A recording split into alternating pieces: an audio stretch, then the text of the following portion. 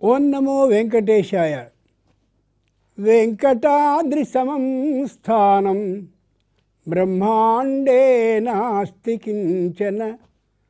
వెంకటేశ సమో దేవో న భూతో న భవిష్యతి.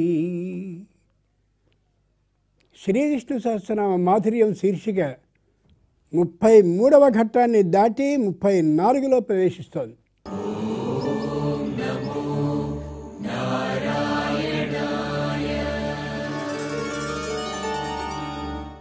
ఎందరో అత్యుత్సాహంగా పాల్గొంటున్నారు. దీనికోసమని ప్రత్యేకంగా నేర్చుకుని శ్రద్ధ బట్టి అభ్యసించి మరీ వస్తున్నారు. ప్రేక్షకులైనటువంటి మీ అందరూ కూడా అలా ఉత్సాహంగా పాల్గొని శ్రీ విష్ణు సహస్రనామ మాధుర్యాన్ని 10 మందికి పంచుతూ ఉండేలా చేయాలని మిమ్మల్ని అందరినీ కోరుతూ ఆ జగన్నాథుడిని అనుగ్రహించవలసిందిగా ప్రార్థిస్తూ కార్యక్రమంలోనికి వెడదాం. తమేవ చార్చయన్ నిత్యం భక్త్యా పురుషమవ్యయం. రాబోతుంది మనకది. తమేవ చార్చయన్ నిత్యం. ఆ మహానుభావుడైనటువంటి శ్రీ వెంకటేశ్వరుని అలా అర్చిస్తూ ఉంటే అని దానికి అర్థం. అర్చనలు 4 విధాలు: మనో, వాక్, కాయ, కర్మ. బాగా గుర్తుంచుకోండి. మనో, వాక్, కాయ, కర్మ. అన్నిటికంటే చివరిది కర్మార్చన.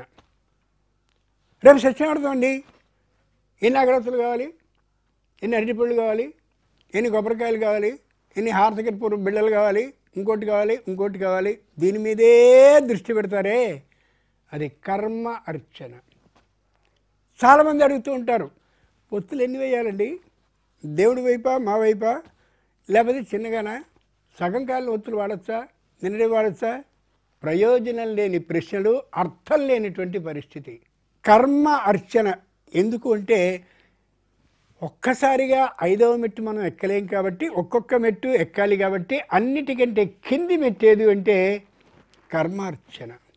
ఈవేళ మీరు లోకంలో చూస్తే 100కి 80 మంది కర్మార్చనే. అమ్మయ్య చేసేసామండి, అన్ని వస్తువులు వచ్చాయి, రాసుకుని చదువుకుని. అది అన్నిటికంటే అర్థమైనది.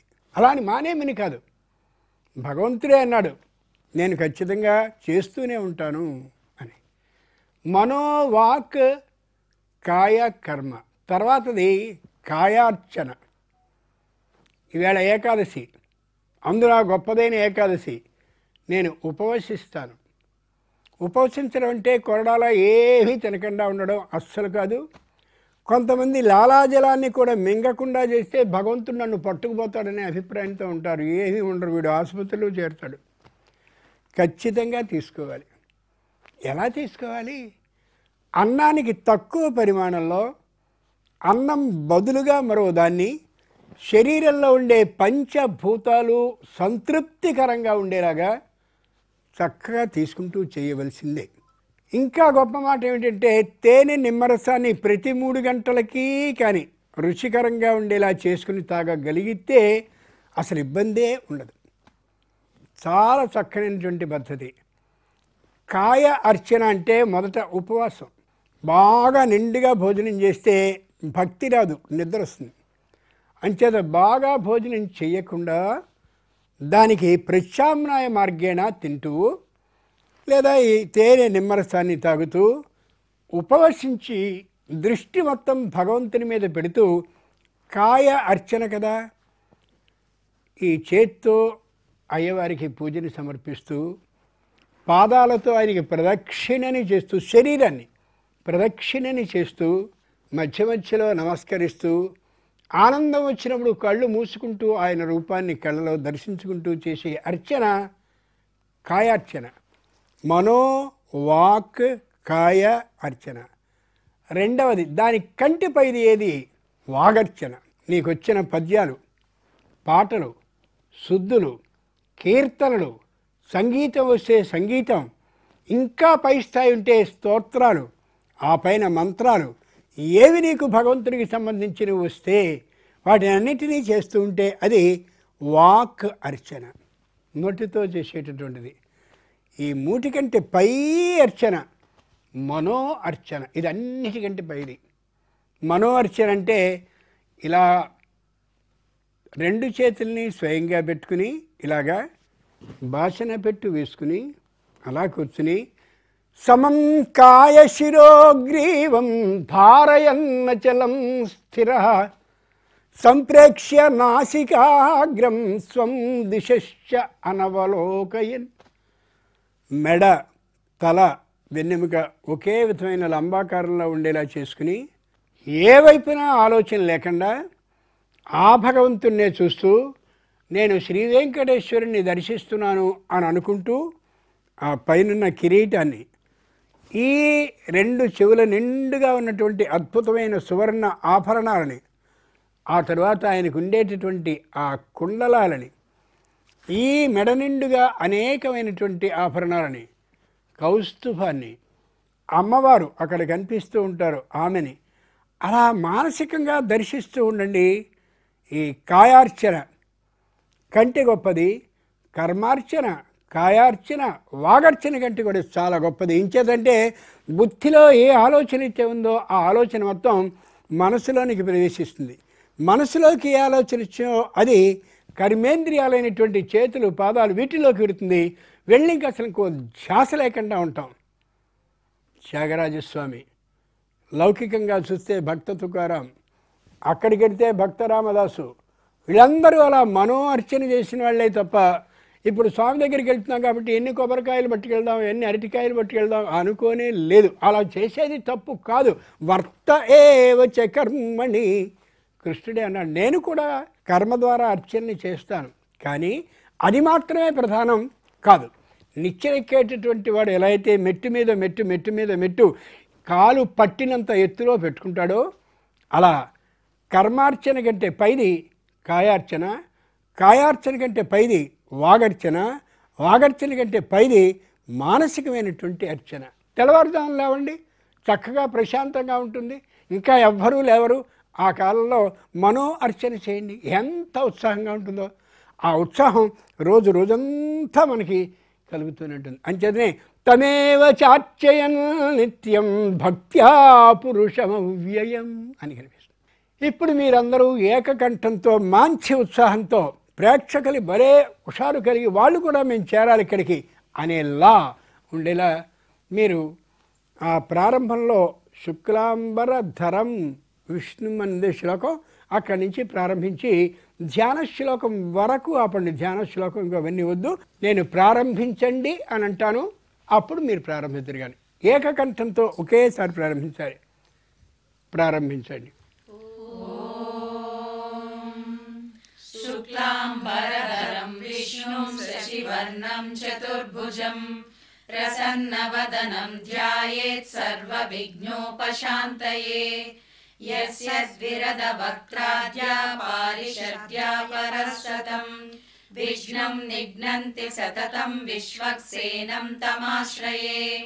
వ్యాసం వసిష్ఠనప్తారం శక్తేర్పౌత్రమకల్మషం పరాశరాత్మజం వందే సుఖతాతం తపోనిధిం. వ్యాసాయ విష్ణురూపాయ వ్యాసరూపాయ విష్ణవే నమో వై బ్రహ్మనిధయే వాసిష్ఠాయ నమో నమః.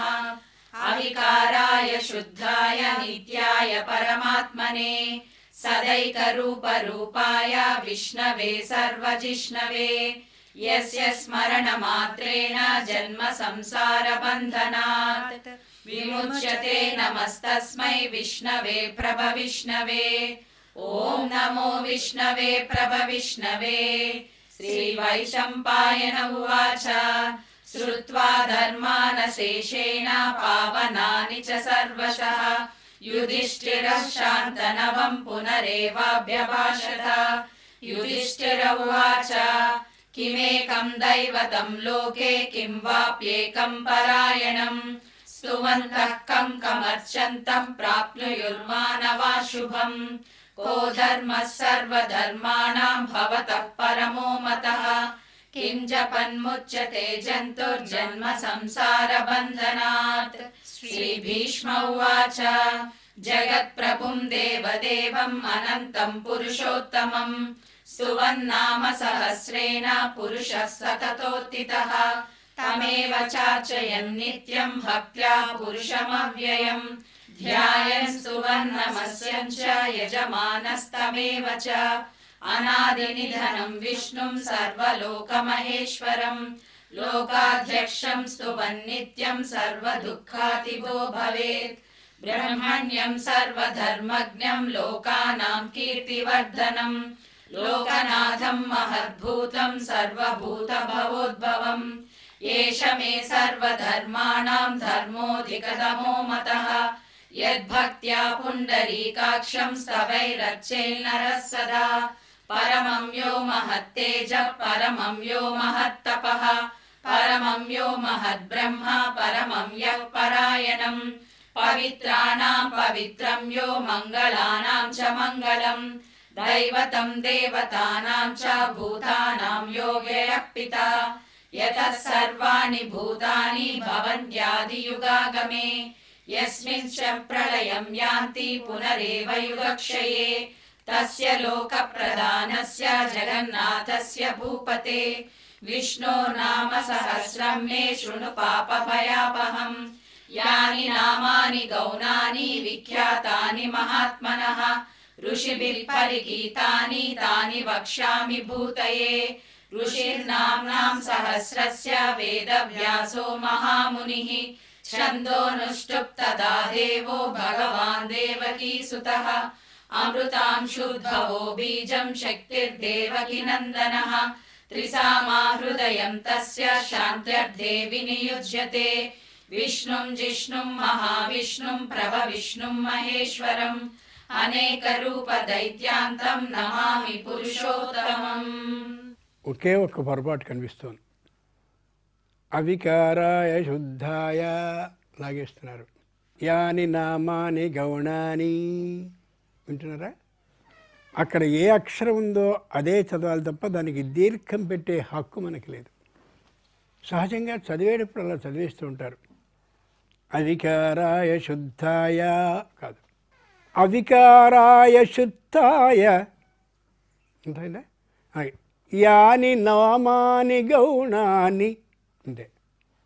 అలా అక్షరం తప్పు లేకుండా చదవండి. ఇంకేదని సంస్కృతంలో కొద్ది అక్షరం అలా వెళ్ళిందంటే అర్థాలు మారిపోతాయి. ఏమా అలా చేయించాలి. బాగా చదివారు. దీంట్లో ముఖ్యమైనటువంటి విషయం సర్వధర్మజ్ఞం. ఇది సర్వధర్మజ్ఞం. బ్రహ్మాండమైనటువంటి న్యాయస్థానానికి గొప్ప అధిపతి అయినటువంటి వాడు ఉన్నాడు అని అనుకుందాం. అని మెజిస్ట్రేట్ అంటారు మీ భాషలో. ఆయనకి ఏ ధర్మం వస్తుంది? మనుష్యులకి సంబంధించిన పోట్లాడుకుంటే దాన్ని తీర్చగలిగినటువంటి ధర్మం మాత్రమే వస్తుంది. మనుష్య ధర్మం మాత్రమే వస్తుంది, మిగిలిన ధర్మాలు రావు. కానీ భగవంతుడు ఎంత గొప్పవాడంటే శ్రీ మహావిష్ణువు సర్వధర్మజ్ఞం. అందరికీ తెలిసిన ధర్మాలు ఆయనకి తెలుసు. మనుష్య ధర్మం పాటించాలి కాబట్టి ఆ విష్ణులోకం నుంచి శ్రీహరి రూపంలో ఉండవలసిన వాడు ఇక్కడ రామచంద్రుని రూపంలో వచ్చిన ఆ వశిష్ఠుని దగ్గర చదువుకున్నాడు. ఎందుకు చదువుకోవాలి? ఆయనకు అన్నీ వచ్చుగా కాదు, మనుష్య ధర్మాన్ని పాటిస్తాడు. విశ్వామిత్రుడు నాడే ఆయన ఈ రాజ్యం ఇది, ఈ రాజ్యం ఇది, ఇది రాజు, ఈ రాజు, ఈ రాజు ఇలాగా, ఆ రాజు అలాగా అంటే ఏమీ తెలియని వాళ్ళ అన్నీ విన్నాడు. దర్భచాపలు వేసే నేల మీద పడుకోండి అంటే చక్కగా పడుకున్నాడు. మనుష్య ధర్మం అది. అంతేగాని నేను అక్కడ కాదు కాదు కాదు. ఒక నాటకాన్ని వేసేటప్పుడు వాడు బిచ్చగాడి పాత్ర వేస్తూ ఉంటే అబ్బో మా ఊళ్ళో 9 మెడలు నాకున్నా అనడానికి వీళ్ళ, నువ్వు బిచ్చగాడివి అక్కడ. అదే పద్ధతిగా ఉండాలి. సర్వధర్మజ్ఞం. మనుష్య ధర్మాన్ని పాటించాడు ఆయన. కారణం మనుష్య ధర్మం తెలుసు కాబట్టి. సుగ్రీవుడు అన్నాడు, మా అన్న వాలి దారుణమైనటువంటి తప్పు చేశాడు, వాడిని ఇప్పుడు రామచంద్రమూర్తి నువ్వు బాణాన్ని పెట్టి వధించావు. వాడింతటి అన్యాయాన్ని చేశాడు కాబట్టి, నా భార్యను కూడా ఎత్తుకుపోయాడు కాబట్టి, అంతటి నీచులైనటువంటి వాడికి నేను ప్రేతకార్యాలు చేయను. వాడిని అలాగే మామూలుగా దహించి వేస్తారో ఏం చేస్తారో మీ ఇష్టం, నేను చేయనన్నాడు. రామచంద్రమూర్తి అన్నాడు సర్వధర్మజ్ఞం. తప్పు. మరణాంతాని వైరాణి. చావుతో మొత్తం ఆ ఉండేటటువంటి కలహాలు విరోధాలు అన్నీ పోతాయి. ఇప్పటికీ కొంతమంది లోకంలో మూఢంగా వాదిస్తూ ఉంటారు. మా నాన్న ఊరంతా అప్పులు చేసేసాడు, మా అమ్మని చాలా ఇబ్బంది పెట్టేశాడు, నేను వాడి మొహాన్ని చూడను, చచ్చాడు, అయిపోయింది ఇక్కడితో అంటారు. చాలా పొరపాటు. వాడు ఏ తప్పు చేశాడని నువ్వు అంటున్నావో నువ్వు అదే తప్పుని మరో విధంగా చేస్తే నీకు ఆయనకి తేడా ఉంది. మరణాంతాని వైరాణి నివృత్తన్న ప్రయోజనం.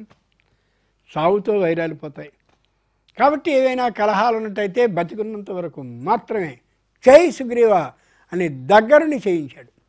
ఆ తర్వాత మళ్ళీ రావణుని లంకలో యుద్ధం జరిగింది, బ్రహ్మాండంగా యుద్ధం జరిగింది. రావణాసుడు పడిపోయాడు. పడిపోయిన తర్వాత విభీషణుడు చూశాడు. చతుర్భిః సహ రాక్షసైః రాక్షసోభ్యేతి పశ్యత్వం అస్మాన్ హంతుం న సంశయః. ఆకాశంలో చూసావా, వాడు విభీషణుడు.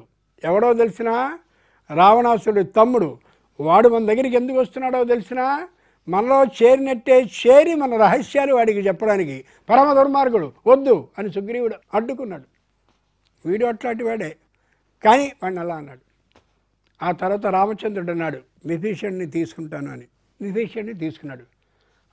ఆ విభీషణుడు రావణుడు మరణించిన తర్వాత సీతమ్మని ఇంతటి కష్టపెట్టాడు, ఇంతటి ఘోరాలు చేశాడు. యుక్తకామేన తాసర్వా రావణేన హృతా స్త్రియ. ఈ దేశం ఆ దేశం ఆ దేశం ఆ దేశం అనే భేదం లేకుండా మొత్తం అందంగా ఉండే అందరు స్త్రీల్ని తీసుకొచ్చి కారాగారాల్లో పడేసిన దుర్మార్గుడు. వీడి పేరు కనీసం ఉచ్చరించడం నాకు ఇష్టం లేదు, వీడికి నేను ప్రేతకార్యాలు చేయను. రాముడు అన్నాడు మరణాంతాని వైరాణి నివృత్తన్న ప్రయోజనం. రాక్షస ధర్మం ప్రకారం అంత్యక్రియల్ని చేయవలసిన బాధ్యత విధానం ఉంది కాబట్టి రాక్షస ధర్మానికి అనుగుణంగా నువ్వు చేయాల్సిందే.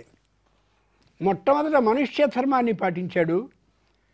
తర్వాత సుగ్రీవుడు వాళ్ళ విషయంలో వానర ధర్మాన్ని తెలియజేసి పాటింపచేశాడు. ఇప్పుడు రాక్షస ధర్మాన్ని పాటించి ఆ విధమైన పని చేస్తున్నాడు. శివధనుస్సుని ఎవరైతే ఎక్కుపెడతారో వాళ్ళకి దద్యాం అయోనిజాం సీతాం, మా అమ్మాయిని ఇచ్చి పెళ్లి చేస్తానన్నాడు జనకుడు. అలాగే చక్కగా శివధనుస్సుని ఎక్కుపెట్టమంటే విరిచేశాడు ఆయన. విరిచేసిన తర్వాత నేను సీతమ్మని పెళ్ళాడనన్నాడు. ఇదేమిటయా నీ ఎవడెవరో అన్నాడు, నియమం ఇది కదా. ధనుస్సు విరవడం దేనికి? ఆమెను వివాహం ఆడడానికి. కాదంటే ఏమిటి? దారా పితృకృత ఇటు మా నాన్న అమ్మ ఒప్పుకుంటే చేసుకుంటారు. వినండి తల్లులరా, మీరు పిల్లలకి పురాణ ఇతిహాసాలని శ్రీమద్ రామాయణ భాగవతాలని మీకు వచ్చిన భాషలో వాళ్ళకి అర్థమయ్యేలా చెప్తే అమ్మా నేను పెళ్లి చేసేసుకున్నాను అనడు. నాన్న నా పెళ్ళి అయిపోయింది, అమ్మాయి నేను కలిసి వస్తున్నాం అనడు. తర్వాత ఏడుస్తూ కూర్చోవడం కంటే పురాణ ఇతిహాసాల వాళ్ళకి వినిపిస్తే రాముడు ఇలా చేశాడురా, ఎంత గొప్ప మాట అని చెప్పి ఆ విశేషం అర్థమే వాళ్ళకి. నాన్నని అమ్మని బాధ పెట్టకూడదన్నమాట అని కనీసపు ఆలోచన వస్తుంది. ఎంత గొప్ప విషయమో చూడండి. అక్కడ స్వయంగా తాను పుత్రధర్మం ఏమిటంటే నాన్న అమ్మకి చెప్పి పెళ్లి చేసుకోవడం. మిగిలిన అన్ని సందర్భాల్లోనూ నాన్న అమ్మ కావాలి. ఆరోగ్యం లేకపోతే నాన్న కావాలి, భోజనం లేకపోతే అమ్మ కావాలి, అన్నీ కావాలి. పెళ్లి దగ్గరికి వచ్చేసరికి నా నిర్ణయం 25 సంవత్సరాల పాటు జాగ్రత్తగా పెంచి పెద్ద చేశారే, ఇప్పుడు అమాంతంగా నీ నిర్ణయాన్ని నువ్వు చేస్తావా? నువ్వు కృతజ్ఞుడివి కాదు.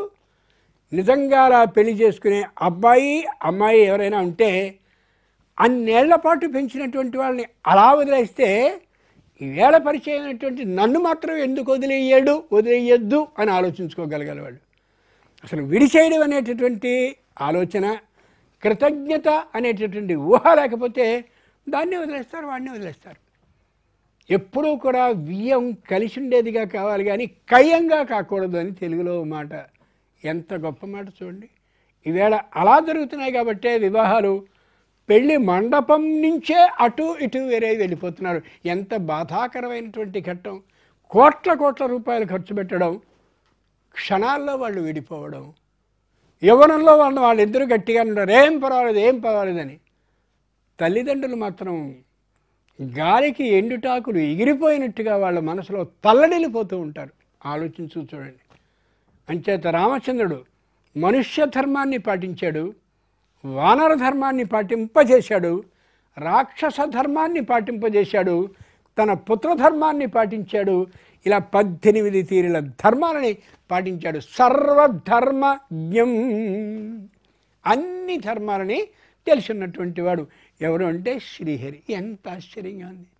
ఇది చదువుకునేటప్పుడు అదొక్కసారి మననం చేసుకున్నారనుకోండి, అప్పుడు ఎంత చక్కగా ఉంటుంది. హృదయం ఎంత ఆనందంతో అలా ఒకసారి అలా కదులుతుంది. ఆ కదలడం కలిగినట్లయితే అదే ప్రకంపనంగా శరీరంలో ఉంటుంది. సరేనా? ఇప్పుడు మీరు అక్కడి నుంచి, అంటే ఇందాక ఎక్కడైతే ఆపారో అక్కడి నుంచి విశ్వం వరకు చదవండి. ఒకే కంఠంతో చదవండి. ప్రేక్షకులకి ఆనందం కలిగి చాలా బాగా చదువుతున్నారు అనే అభిప్రాయం కలిగేలా చదవండి. ఉత్సాహంగా చదవండి. గొంతు పెంచి చదవండి. ప్రారంభించండి. అస్య శ్రీ విష్ణోర్ దివ్య సహస్రనామ స్తోత్ర మహామంత్రస్య శ్రీ వేదవ్యాసో భగవాన్ ఋషిః అనుష్టుప్ ఛందః శ్రీ మహావిష్ణు పరమాత్మా శ్రీమన్నారాయణో దేవతా అమృతాంశుద్భవో భానురితి బీజం దేవకీ నందన స్రష్టేతి శక్తిః ఉద్భవక్షోభనో దేవ ఇతి పరమో మంత్రః శంఖబృన్నందకీ చక్రీతి కీలకం శాంగదన్వా గదాధర ఇత్యస్త్రం రథాంగపాణిరక్షోభ్య ఇతి నేత్రం త్రిసామా సామగః సామేతి కవచం ఆనందం పరబ్రహ్మేతి యోనిః ఋతుః సుదర్శన కాల ఇతి దిగ్బంధః శ్రీ విశ్వరూప ఇతి ధ్యానం శ్రీ మహావిష్ణు ప్రీత్యర్థే సహస్రనామ జపే వినియోగః ధ్యానం క్షీరోదన్వత్ ప్రదేశే శుచిమని విలసత్ సైకతే మౌక్తికానాం మాలా క్లుప్తాసనస్థ స్ఫటిక మణి నిభైర్మౌక్తికైర్మండితాంగః శుభ్రైరభ్రైరరభ్రైరుపరి విరచితైర్ముక్త పీయూష వర్షైః ఆనందీన పునీయాదరి నలిన గదా శంఖపాణిర్ముకుందః భూపాదౌ యస్య నాభిర్వియదసుర నిలచంద్ర సూర్యౌ చ నేత్రే కర్ణావాసా శిరోద్యౌర్ముఖమపి దహనో యస్య వాస్తేయమబ్ధిః అంతస్తం యస్య విశ్వం సురనరకగో భోగి గంధర్వ దైత్యైః చిత్రం రమ్యతే తం త్రిభువన వపుషం విష్ణుమీశం నమామి. ఓం నమో భగవతే వాసుదేవాయ. శాంతాకారం భుజగశయనం పద్మనాభం సురేశం విశ్వాధారం గగన సదృశం మేఘవర్ణం శుభాంగం లక్ష్మీకాంతం కమలనయనం యోగి హృద్యానగమ్యం వందే విష్ణుం భవభయహరం సర్వలోకైకనాథం మేఘశ్యామం పీత కౌసేయవాసం శ్రీవత్సాంకం కౌస్తుభోద్భాసితాంగం పుణ్యోపేతం పుండరీకాయతాక్షం విష్ణుం వందే సర్వలోకైకనాథం నమః సమస్త భూతానామాదిభూతాయ భూభృతే అనేక రూప రూపాయ విష్ణవే ప్రభ విష్ణవే సశంఖచక్రం సకిరీట కుండలం సపీత వస్త్రం సరసీరుహేక్షణం సహార వక్షస్థల శోభి కౌస్తుభం నమామి విష్ణుం శిరసా చతుర్భుజం ఛాయాయాం పారిజాతస్య హేమ సింహాసనోపరి ఆసీనమంబుజశ్యామం ఆయతాక్షమలంకృతం చంద్రాననం చతుర్బాహుం శ్రీవత్సాంకిత వక్షసం రుక్మిణీ సత్యభామాభ్యాం సహితం కృష్ణమాశ్రయే. మహావిష్ణువు రూపం ఎలా ఉంటుందో ఆ రూపాన్ని అలా అంపశయ్య మీద ఊహించి చెప్పలా, చూస్తూ చెప్పాడు. ఎదురుగా ఉన్నాడుగా, ఆయన్ని చూస్తూ ఉన్నటువంటి రూపాన్ని తాను తన కళ్ళతో చూస్తూ మనకి చెప్పాడు. అటువంటి ఆ శ్లోకాన్ని ధ్యానిస్తూ ఉంటే భీష్మునికి మాత్రమే కాదా కనిపించే విధానం రూపం, మనకు కూడా అలా కనిపిస్తుంది. చంద్రాననం చతుర్బాహుం శ్రీవత్స అంకిత వక్షసం అంతేగా. చంద్రాననం అనుకున్నాం చంద్రుడు ఎలా ఉంటాడో. అసలు ఆ చంద్రుడిని చూస్తుంటే ఆ చంద్రుడి నుంచి మనం ముఖాన్ని తిప్పలేం. ఆ ఎదురుగుండా విష్ణువు అంతలా ఉంటాడు. అంతలా అనిపించడం లేదు కాదు, అనిపించేంత వరకు చూడండి తిప్పలేం. ఆ శ్రీ వెంకటేశ్వర స్వామిని మనం చూస్తూ ఉంటే వాడు నెట్టేయాలేమో తప్ప మనం వెళ్ళలేము. చంద్రాననం ముందు ముఖాన్ని చూడాలి. వరుస చెప్తున్నాడు వ్యాస భగవానుడు. చతుర్బాహుం 4 చేతుల్ని తర్వాత చూడాలి వరుస. ముందు మామూలుగా ఏదో చూసేసాం అక్షస్థలం మీద కాదు. చతుర్బాహుం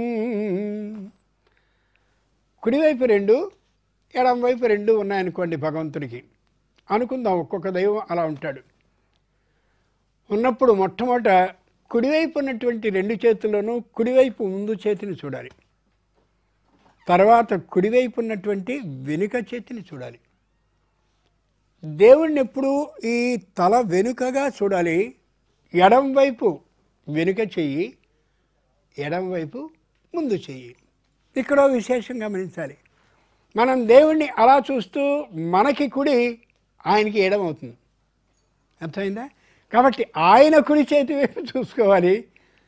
ఆయన కుడి చేతి వైపు ఉండే ముందు చెయ్యి, ఆయన కుడి చేతి వైపు ఉండే వెనక చెయ్యి, ఆ శిరస్సు వెనుకగా చూపుని ప్రసరింపజేసి ఆయన ఎడం వైపు ఉండేటటువంటి వెనుక చెయ్యి, ఆయన ఎడం వైపున్న ముందు చెయ్యి చూసుకోవాలి. చతుర్బాహుం ఇక్కడ మహానుభావుడైనటువంటి వెంకటేశ్వర స్వామి ఒకలా ఉంటే విష్ణువు ఇంకోలా ఉంటే ఉండేటటువంటి ఆ ఆయుధాలన్నీ సమానంగా ఉంటాయి. భీష్మ పితామహుడు చూసిన కళ్ళలో కళ్ళు పెట్టి వ్యాస మహర్షి చెప్పినటువంటి విధానం ప్రకారం చూస్తూ వాళ్ళ కళ్ళలో మన కళ్ళని పెట్టి ఆ భగవంతుడిని కళ్ళతో చూస్తున్నట్టు. అది దైవాన్ని చూడాల్సిన రూపం, దైవాన్ని చూడాల్సిన విధానం. సహజంగా మమ్మల్ని దేవుడి దగ్గరికి వెళ్ళగానే ఆ కంగారులో ఏదో చూసేస్తాం కాదు, చూసే విధానాన్ని చెప్పింది వాళ్ళు. ఈ పద్ధతిని విష్ణు సహస్రనామం ఎంత బాగా మనకు చెప్పింది అర్థం చేసుకోగలగాలి. ఇలా మనం ఈ తీరుగానే చక్కగా అనేకమైన విశేషాలని అక్కడ అక్కడ అక్కడ అక్కడ చెప్పుకుంటూ శ్రీ విష్ణు సహస్రనామ స్తోత్ర మాధుర్యాన్ని అందరికీ పంచుదాం. ఆ మధురిమని ఆస్వాదించినటువంటి అందరూ కూడా ఇప్పటివరకు విష్ణు సహస్రనామ స్తోత్రాన్ని పఠించని వాళ్ళు తప్పక మేము చదవాలి అనేటటువంటి ఆలోచనకి రావాలి. మిమ్మల్ని అందరినీ కోరేది ఒకటే, మేము ఒక్కళ్ళని చదివేసుకున్నాం కాదు, మీ పిల్లల్ని కూడా చదివించండి, మీ పిల్లలకు కూడా నేర్పండి. మీరు మీకు ఒక్కొక్కళ్ళకి వచ్చినటువంటి విష్ణు సహస్రనామాన్ని కనీసం 10 మందికైనా సరే, శ్రీ మహావిష్ణువు ప్రసిద్ధమైన అవతారాలు 10 కాబట్టి 10 మందికైనా చెప్పినట్టయితే అప్పుడు మీరు నిజంగా విష్ణు సహస్రనామాన్ని పారాయణం చేసుకున్నటువంటి వారితో సమానం. తప్ప నా వరకు నేను చదువుకుంటాను కాదు, అది పద్ధతే కాదు. చూశారు కదండి, శ్రీ విష్ణు సహస్రనామ మాధుర్యం అనే శీర్షిక ఇలాగే మహానుభావుని అనుగ్రహం సర్వవేళలా సర్వకాలము ఉండాలని సాష్టాంగపడి ప్రార్థిస్తూ ఓం నమో వెంకటేశాయ.